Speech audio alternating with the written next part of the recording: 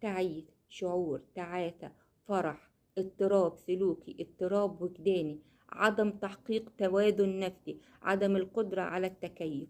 كل العبارات والمفردات دي بتدللي على أي نقطة في التفكير الإنساني. ها أسمع كده، برافو، تحقيق الصحة النفسية.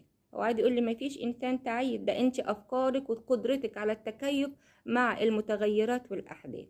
يبقى أقول له النقطة دي بتشير إلى تحقيق الصحة النفسية. مثال: عند انتقال والدي من عمل من مكان إلى مكان آخر، قمت بالتفكير الجيد وعمل صداقات مع مختلف الأصدقاء من الجانب المدرسي ومن الجانب الاجتماعي. شعرت بتوافق وبتكيف مع المحيطين ولم أشعر بالاغتراب. يبقى دي هي قدرة